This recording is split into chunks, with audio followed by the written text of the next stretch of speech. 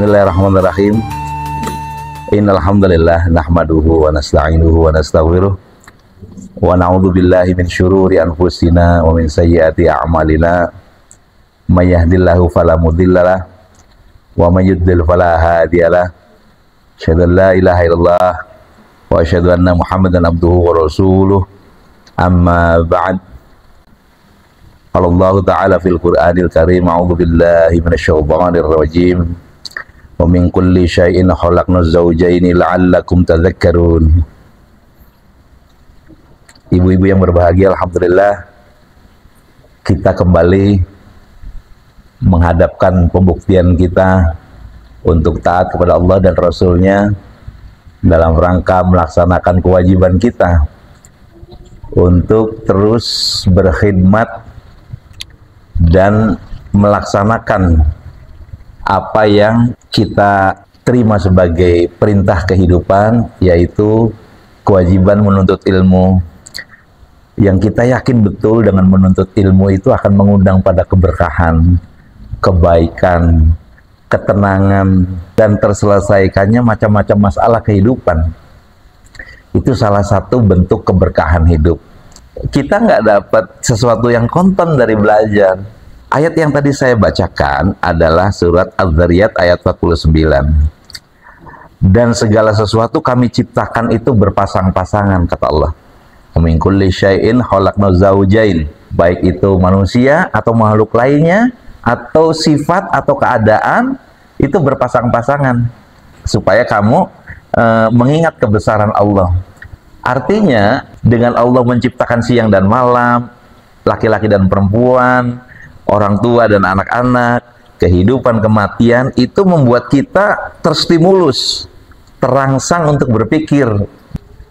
Jadi pernikahan adalah bagian peribadatan yang merupakan bagian dari domain besaran tadi, al-zaujain tadi. Barang siapa yang melaksanakan pernikahan, perkawinan, maka dia telah membentengi setengah keimanannya, setengah agamanya. Agama itu harus diberdirikan melalui ketakwaan namanya. Nah, pernikahan itu setengahnya. Karena itu kata Rasulullah, maka bertakwalah kepada Allah dengan separuh lainnya. Nikah dapat setengah tuh, setengah bangunan ini, sisanya setengah yang lainnya sholat, zakat, puasa, itu dari situ.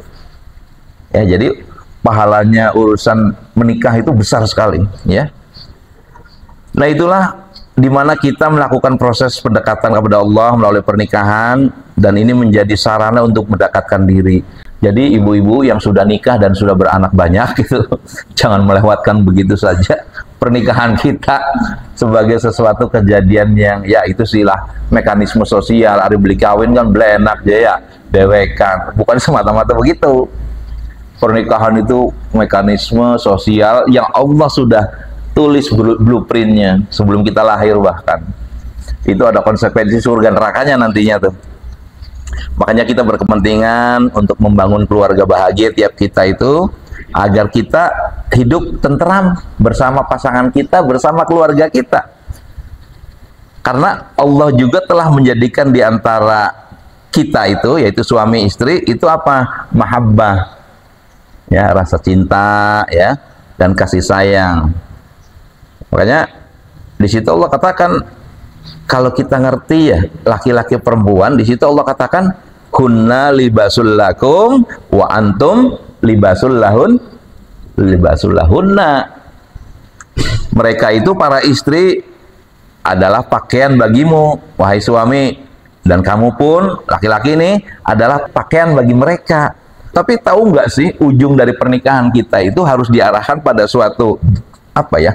Kalau kita punya GPS tuh ya GPS tuh, arahnya itu kan harus mau kemana nih? Mau ke Grage, mau ke Cipto, apa namanya? Cipto tuh ada apa? GCM apa namanya? CSB, mau CSB, mau ke Grage atau kemana? Udah jelas ini nih. Keadaannya beda-beda, ongkosnya juga beda tuh. Ya, untuk ke sana tuh. Makanya kita harus arahkan keluarga kita tuh mau dikemanain. Iya kan? Nah, Allah di sini kan dalam surat Ar-Ra'd ayat 23 Allah katakan jannatu adnin yadkhulunaha wa man sholaha min abaihim wa azwajihim wa dzurriyyatihim wal malaikatu yadkhuluna alaihim min kulli bab. Wahai kamu sekalian, kamu itu haruslah nanti masuk surga sekeluarga tuh, dengan pasangan kita, dengan anak keturunan kita. Kan udah punya cucu nih. Nah, arahkan masuk ke surga, yaitu surga-surga Aden. Mereka masuk ke dalamnya bersama dengan orang-orang yang soleh, dari nenek moyangnya, dari pasangan-pasangannya, dan anak cucunya. Sedang para malaikat masuk dari tempat-tempat, dari semua pintu. Jadi kita nih kayak pengantenan sampai di surga itu, jadi raja dan ratu tuh. Oh, kita dengan keturunan kita tuh, malaikatnya yang jaga. Kita dibukain pintunya, greeting namanya. Kalau greeting di kita itu kan assalamualaikum, itu greeting itu, ya, ucapan penghormatan itu, ucapan penghormatan, greeting. Makanya bagi para suami yang menyaksikan tayangan ini, pahamilah karakter para wanita, istri-istri kita. Pada ayat ini An-Nisa ayat 19 Allah mengatakan dan bergaulah dengan mereka menurut cara yang patut. Ini banyak perselisihan rumah tangga tuh karena bergaulnya nggak patut, nggak ikut aturan main. Nikah sih nikah, tapi aturan mainnya yang buya apa jare gebrage bae lah. Nah itu yang problem tuh, itu karena apa jare gebrage, ya. Padahal semua ada ilmunya. Jika kamu nggak suka kepada mereka, kalau ada yang nggak suka dengan pasangan kita, nih kunci nih, supaya jangan marak perceraian yang sekarang ramai di muka bumi ini, luar biasa banyak bisa. Cerai maning, kayak cerai ku jadi tujuan pernikahan tuh. Salah satu tujuan pernikahan tuh pegatan.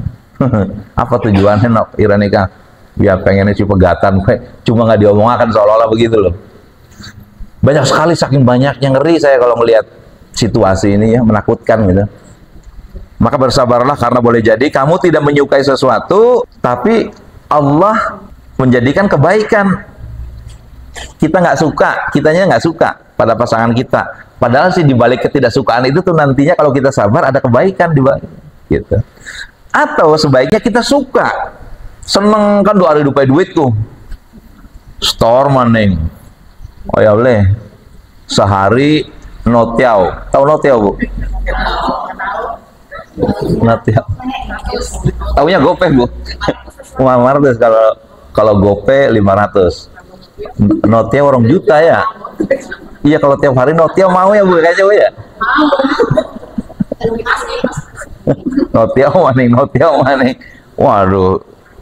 Notiau berarti kalau sebulan 60 juta, lumayan tuh, iya kan? Hah? Nah ini masalahnya. Notiau seneng. Apa yang kamu suka, ternyata di balik itu ada bencana. Jadi tentang apa yang kita inginkan itu ukurannya bukan suka dan tidak sukanya kita, bukan.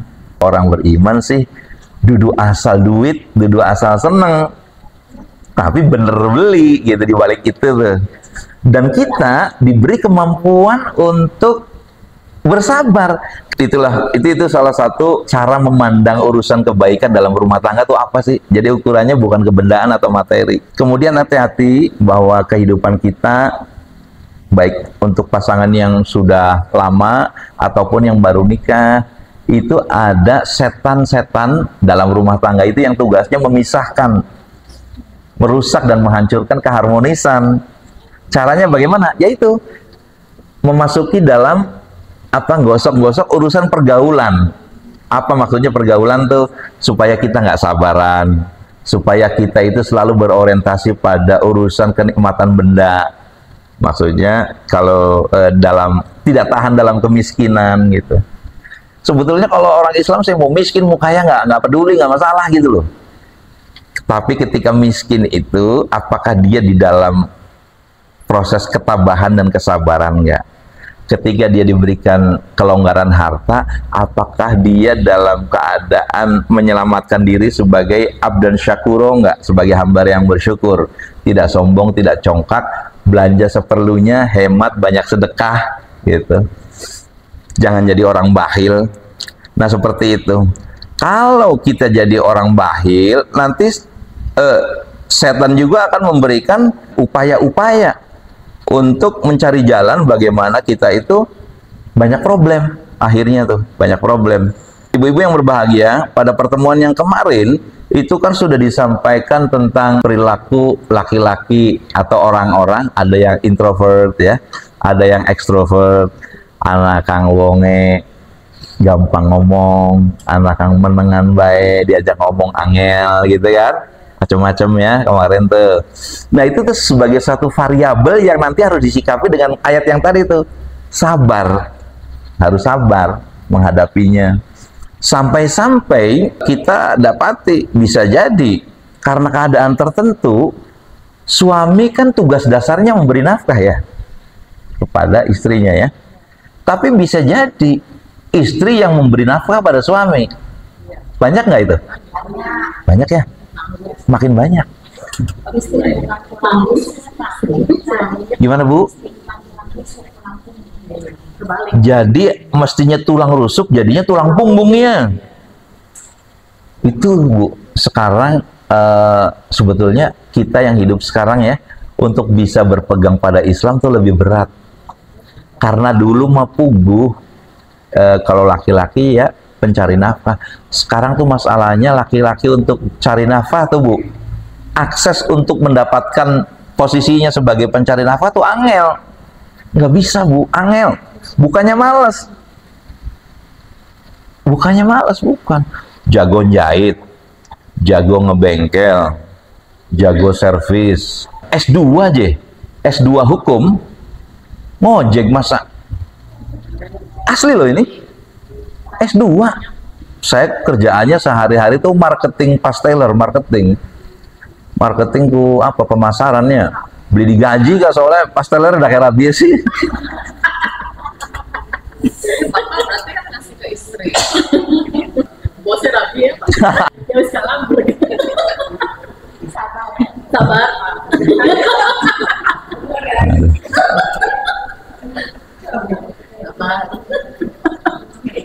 Ahli bengkel, tapi kerja di bengkel ini udah penuh. Ini nggak bisa, ini nggak bisa, ini biasa. Ahli usaha, ahli macam-macam ahli, tapi sekarang tuh banyak orang yang di PHK aja Bu. Ya, yang ahli usaha bangkrut. Oh saya.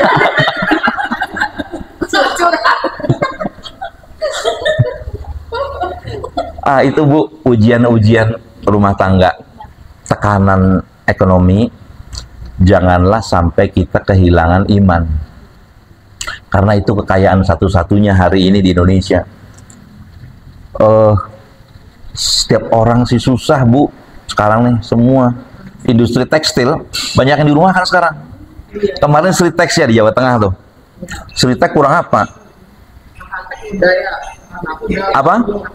KHTEX sudah tuh, terus itu makin banyak orang nganggur, sambil memperhatikan bagaimana para penjahat-penjahat di negeri ini mengkorupsi uang miliaran sebulan, jadi 2-3 miliar, 2-3 miliar sebulan. Kerjaannya tukang juru maki, tahu juru maki? Juru maki itu tukang marah-marah, maki-maki. Iya, buzzer. Ya kan, jadi komisaris tuh. Itu puluhan. Jadi kerjaannya tukang maki, juru maki, tukang adu domba, dibayar terus jadi petinggi. Nah, nyari duitnya dari situ. Oh enggak lah, kita keluar miskin mati dalam keadaan lapar daripada bekerja sehina itu. Jadi jangan kecil hati Bu. Ibu walaupun dohirnya miskin, tapi kaya kita itu dalam kebenaran, dalam keimanan. Nanti masuk surga itu kita dengan kebanggaan keimanan kita. Hisabnya nggak banyak Bu. Ada situasi kondisi seperti sekarang ini membuat kewajiban suami yang mencari nafkah jadi terhalang. Nah, ada hadis begini Bu, istri Abdullah bin Mas'ud yang bekerja mencari nafkah untuk suami dan anak-anaknya itu bertanya kepada Rasulullah tentang pahala yang didapat dari kerja nafkahnya ini, dari kerjaannya. Ongkoh beliau itu zaman Nabi sudah ada. Ya, zaman Nabi sudah ada itu. Yaitu istrinya Abdullah bin Mas'ud. Begini hadisnya. Hadisnya panjang ini. Tapi kisahnya ini seru ini. Jadi kisahnya tentang istrinya Abdullah bin Mas'ud. Ya, namanya Zainab radhiyallahu anha. Zainab, istri Abdullah bin Mas'ud radhiyallahu anha berkata, ketika sedang berada di masjid, aku melihat Nabi, Zainab nih, dan beliau berkata, Rasulullah berkata, anfiqu, bersedekahlah, walau dengan perhiasan yang kalian miliki. Zainab adalah orang yang menafkahi suaminya, yaitu Abdullah bin Mas'ud, dan anak-anak yatim. Lalu Zainab berkata kepada Abdullah, kepada suaminya, tanyakan kepada Rasulullah, ya suamiku, apakah aku dapat pahala kalau menafkahimu dan anak-anak yatimku yang ada dalam pangkuanku ini? Dapat pahala nggak? Jadi persoalan pahala itu persoalan yang sangat penting untuk meneguhkan hati. Abdullah menjawab, kamu saja yang bertanya sendiri. Malu rupanya Abdullahnya malu karena banyak hal. Maka aku, kata Zainab, mendekati dan menemui Rasulullah SAW. Aku lihat ada seorang perempuan Ansor yang juga punya persoalan sama denganku, berada di pintu. Jadi ini Rasulullah di sini, Zainab datang, dengar-dengar, rupanya ini perempuan ngadu tentang hal yang sama rupanya. Dia menafkahi suaminya. Lalu aku lihat ada Bilal datang lewat. Kami berkata, jadi kami itu maksudnya Zainab berkata kepada Bilal, Bilal, tolong tanyain ke Rasulullah sih, apakah aku akan dapat pahala jika menafkahi suamiku dan anak-anak yatim yang di pangkuanku? Tapi tolong jangan bilang kata saya ya. Ngomong gitu. Tetap ada rasa malu. Bilal masuk, lalu nanyakan pertanyaan tadi, bagaimana dengan seseorang perempuan yang menafkahi suaminya? Rasulullah yang nanya ke Bilal, emang siapa yang nanya? Ke Bilal. Padahal sudah dipesenin Bilal oleh Zainab, jangan bilang-bilang aku yang nanya. Bilal tentu nggak berani dusta kan, yang nanya Zainab ya Rasul. Disampaikan gitu ya. Bilal menjawab Zainab. Kemudian Nabi Muhammad SAW bertanya lagi, Zainab yang mana? Dijawab, Zainab yang istrinya Abdullah ya Rasul. Nabi kemudian menjawab, iya, dia mendapatkan 2 pahala. Dia mendapatkan 2 pahala. Pahala nafkah kepada keluarga dan pahala sedekah. Double tuh. Kalau yang dilakukan laki-laki, ya satu memang kewajibannya itu, pahala atas melaksanakan kewajiban, seperti itu. Nah, itu penghargaan kepada para perempuan yang kebetulan menjalani keadaan seperti itu. Juga kisah Asma binti Abu Bakar. Abu Bakar sahabat Rasulullah itu punya putri namanya Asma ya. Asma binti, biasa membantu suaminya yaitu Zubair bin Awam, mengurus kuda, menumbuk biji-bijian untuk dimasak, kadang memanggulnya di atas kepala ya. Biji-bijian itu yang untuk kemudian berjalan jauh dari Madinah.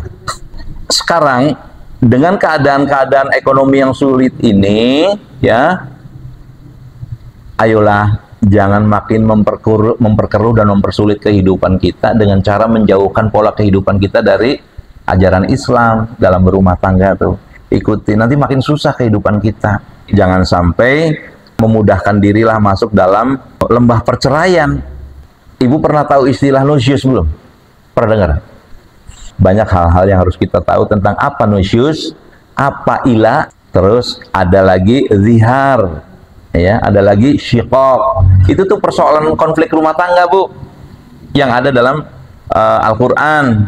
Nusyus tuh simpelnya adalah kedurhakaan suami atau istri tidak melaksanakan kewajibannya.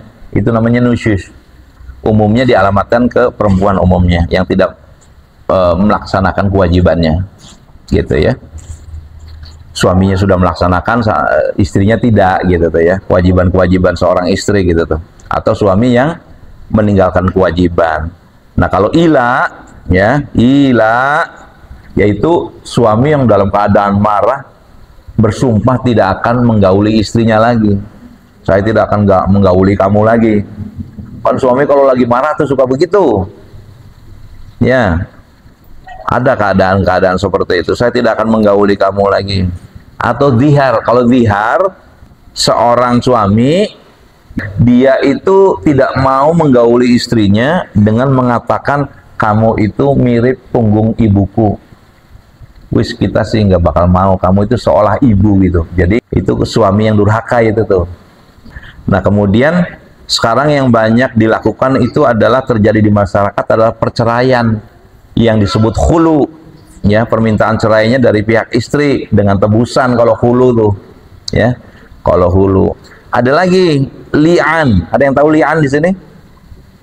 Li'an itu saling melaknat antara suami dengan istri, di mana penyebab melaknatnya itu adalah seorang istri yang dituduh secara meyakinkan, suaminya yakin istrinya itu berzina dengan laki-laki lain, lalu menghadap ke hakim, lalu mereka bersumpah dengan beberapa fase nantinya. Intinya ujungnya nanti, kalau saya berdosa, saya salah, saya siap dilaknat. Kalau saya berdusta itu li'an itu laknat. Seperti itu. Kalau saya memang betul-betul berzina, saya siap dilaknat. Demikian pun laki-lakinya. Nah, ini adalah proses-proses yang suka terjadi dalam rumah tanggaan. Ada lagi syikok, ya. Syikok itu perselisihan yang tajam yang bisa berakibat perceraian tadi, ya.